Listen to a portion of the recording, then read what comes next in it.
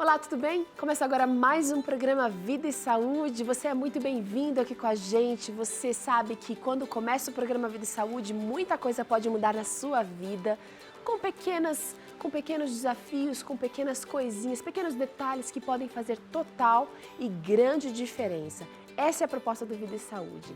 E para fazer um programa cada vez melhor, a gente traz aqui convidados, especialistas que vão te ajudar a entender problemas e também sugestões de como você pode melhorar a qualidade da sua vida através do sono, através da atividade física, através de uma melhor alimentação, através de uma melhor nutrição através dessa alimentação, enfim, o uso dos 8 recursos naturais deixados pelo Criador para que eu e você tenhamos mais vida e mais saúde. O programa está só começando, a gente tem muita coisa para acontecer, eu tô meio rouquinha, mas eu tô bem aqui na Clínica Adventista Vida Natural. Se você quiser conhecer um pouquinho mais desse espaço tão maravilhoso, onde são realizados diversos tratamentos naturais, você pode entrar no blog vidanatural.org.br.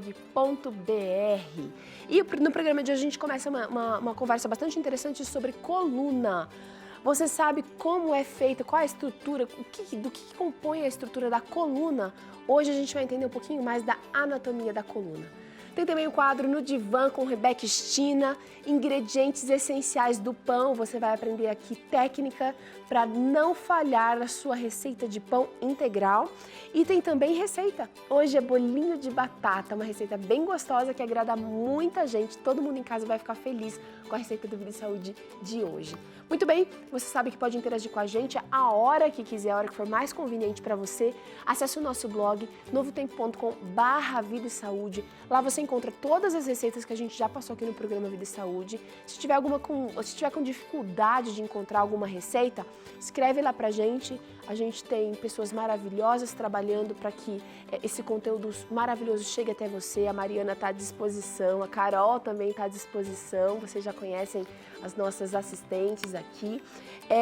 E você também pode acessar o Facebook, onde você pode deixar lá pra gente o seu desafio. O que você gostaria de ver aqui no Vida e Saúde?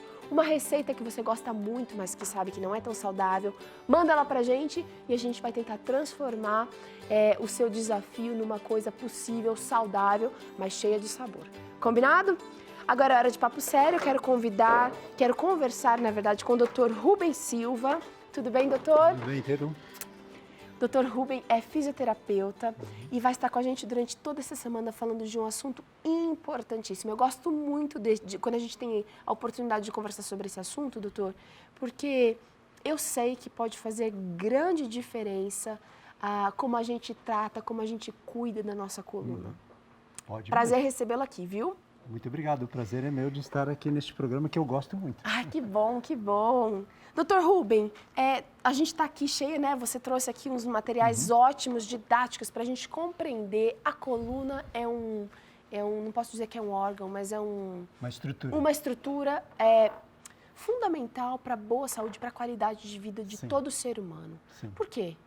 Por quê? Primeiro porque ela é, como o seu nome já diz, ela é a estrutura de sustentação do nosso corpo, né? Ela é nela que se apoiam todas as outras estruturas. Aqui a gente tem um mapa de anatomia que mostra um pouquinho de como todas as estruturas da cabeça até os pés estão relacionadas com a coluna, porque todas elas se encaixam na coluna e dependem da coluna para a forma do nosso corpo. Bom, a gente já falou um pouquinho sobre como ela é interligada com todo o nosso corpo, mas às vezes a gente não entende como que uma dor no braço pode ser resultado de um problema na coluna. Uma dor na perna pode ser resultado de um problema na coluna. Por quê? Por quê? Pelo seguinte, quando a gente olha a estrutura básica da coluna, e aqui no caso, aqui está só a estrutura óssea, a gente vê que de dentro da coluna saem raízes nervosas, que são estas amarelas. Elas são prolongamentos da medula espinhal que está aqui dentro. São essas raízes aqui que o senhor está mostrando? Exatamente. E a medula espinhal é um prolongamento do cérebro e do cerebelo, que se comunica com todas as partes do corpo, e todas as partes do corpo se comunicam com o cérebro e com o cerebelo através dos nervos. Então, é de dentro da coluna que sai a maior parte da inervação de todas as estruturas do corpo.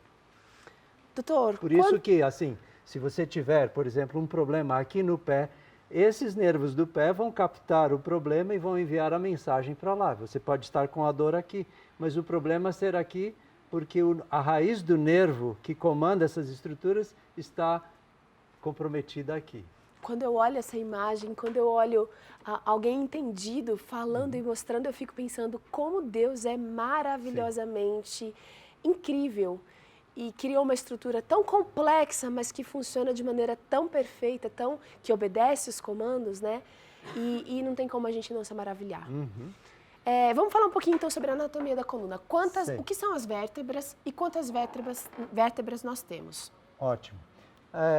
A coluna ela se compõe de peças ósseas e peças móveis, que são os discos intervertebrais. As vértebras são as peças ósseas e os discos intervertebrais, que são as que dão mobilidade à coluna. A gente tem mobilidade por causa destes discos. São como se fossem amortecedores. Sim, são amortecedores e são também estruturas móveis, como se ela permitisse que a coluna tivesse uma flexibilidade, né?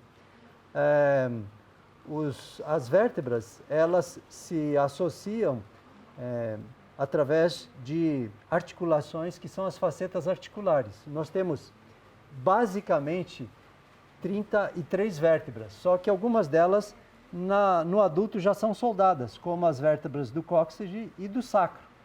Então nós temos 24 vértebras móveis. Cada 1000 pessoas, mais ou menos, segundo a estatística, tem uma vértebra a mais na coluna lombar. É mesmo? Que é uma vértebra extranumerária que a gente chama de vértebra de transição. São alguns privilegiados que têm um pouco mais de problemas na coluna. Isso que eu ia perguntar, se isso interfere. Então dá um probleminha. Porque são mais vértebras para movimentar e pressionar as raízes nervosas, porque a maior parte dos problemas da coluna vem por causa da má posição das vértebras. Deixa eu virar aqui, porque olha, eu estou vendo muito bem, talvez você esteja vendo só a parte de trás, a parte... Vamos colocar aqui no meio, ó, doutor. Aqui, ele está dizendo, olha, ele está falando desses discos aqui, que todo mundo fala, né? Hérnia de disco. Quando dá hérnia de disco, é um problema entre essas vértebras. Sim. O disco, ele não é uma cartilagem. Tem muita gente que pensa que o disco é uma cartilagem. Ele não é uma cartilagem. O disco é formado de tecido fibroso, um tecido muito resistente, e ele tem muitas camadas de tecido fibroso entrelaçadas para dar maior resistência. E dentro ele tem um núcleo pulposo que tem um líquido viscoso que permite a mobilidade do disco. O disco se expande por causa desse líquido. Por isso que a gente pode fazer movimentos amplos. Agora, quando a gente vai num fisioterapeuta, quando a gente vai num osteopata, quando a gente vai até mesmo num ortopedista, é muito como eles falam, está na região do trapézio, está na região como você mesmo dividiu aqui, doutor. Existem divisões que facilitam a localização, inclusive. Inclusive, nos exames, quando a gente recebe um raio-x ou uma tomografia ou uma ressonância magnética, discrimina de que região da coluna é. Por exemplo, o pescoço, como é uma região estreita do corpo, é chamado cervical, que cervix em latim é um estreitamento. Vai até onde? São as primeiras 7 vértebras. São até o final do pescoço. A primeira vértebra torácica já tem uma conotação diferente das cervicais. Porque, inclusive, se você olhar, dentro das vértebras cervicais, na lateral, existe uma artéria. A artéria cervical que leva uma parte... Não sei se a Jean está mostrando aqui, essa partezinha vermelha. Muito legal. Ele leva uma parte da irrigação de sangue para o cérebro. E para as estruturas da cabeça. Então, a gente começou com a cervical. Por isso que no exame você vai ver C1, C2, C3, C4, C5, C6, C7. São 7 vértebras. Parou aí no C7, aí começa outra região. Aí é a região torácica, que antigamente era chamada de dorsal. São 12 vértebras, né? T1, T2, T3, até a T12. Então, certo. E depois a região lombar. A região torácica é onde nós temos as costelas. As costelas se apoiam nessas estruturas aqui, que são as apófises transversas. Elas se articulam aqui. Aqui a gente consegue ver bem, olha, é separado, gente. Exatamente. E a região lombar é onde não tem costelas, é a região do abdômen. nós temos 5 vértebras, né? Que são maiores, inclusive. São mais porque sustentam mais peso, né? L1, L2, L3, L4 e L5. Depois são as vértebras sacrais que são discriminadas só por uma questão didática, né? Porque elas são soldadas, na verdade, né? Elas são soldadas no adulto. Elas não têm essa mobilidade. Em criança elas não são soldadas, doutor? Elas não são soldadas, elas têm uma cartilagem para crescer. Né? É a cartilagem de crescimento. Certo. As sacrais são são classificadas pela letra S, né? S1, S2. Eu imagino que essa classificação, que essa separação não seja somente para facilitar na hora do exame. Tem funções específicas cada região, doutor? Sim. De cada espaço entre duas vértebras, sai uma raiz nervosa de cada lado. Essas raízes nervosas comandam as estruturas do hemicorpo, ou seja, da metade do corpo. A raiz direita comanda as estruturas do corpo até o meio na frente. E a outra raiz comanda até o meio atrás. A gente consegue ver aqui? Vê aqui? Sim. Cada nervo sai e vai até a frente, até o osso externo. Né? E as que inervam, que comandam as estruturas dos membros superiores, vão até os dedos. E dos membros inferiores, vão até o pé. Então, elas saem vamos ver, da cervical vai para os membros aqui, para os braços. Não só a cervical, existe uma ligação muito complexa aqui, porque tem plexos aqui que não estão esse mapa é muito simples, é um mapa muito simplificado. As vértebras, boa parte das vértebras cervicais e uma parte das torácicas tem a ver com a inervação dos membros superiores, ombros e a parte torácica superior e pescoço. Depois, as torácicas têm a ver com a região do tronco. E a lombar tem a ver com membros inferiores e quadril. A estrutura é realmente muito complexa. A gente está só começando uma semana aqui falando sobre coluna. Durante essa semana a gente vai entender alguns problemas, como eles podem ser evitados, tratados e como você precisa realmente aprender a cuidar desse órgão tão maravilhoso que é a nossa coluna. Que a gente muitas vezes acaba falando só de uma maneira... quando necessita de tratamento. Mas a gente, quando a gente entende, quando a gente olha para a estrutura, a gente tem uma outra compreensão e uma outra consciência gerada que eu considero que é fundamental também, né, doutor? A coluna, ela tem a ver com tudo o que acontece com a gente. Ela é o centro de impactos do corpo.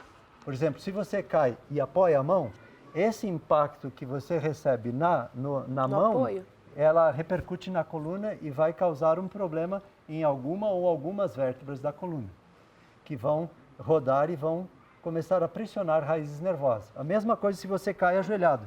Se você cair ajoelhado com um joelho, vai afetar um lado.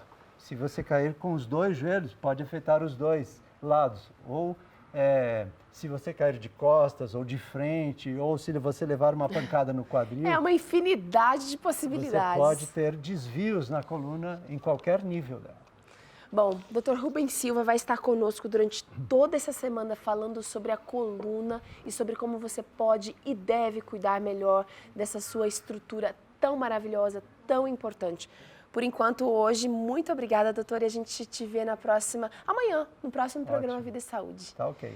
A gente vai para um rápido intervalo, na volta tem aqui cirurgia plástica pós-cirurgia bariátrica ou pós-emagrecimento. Assunto bastante interessante e também o quadro No Divã com Rebeca Stina. É daqui a pouquinho.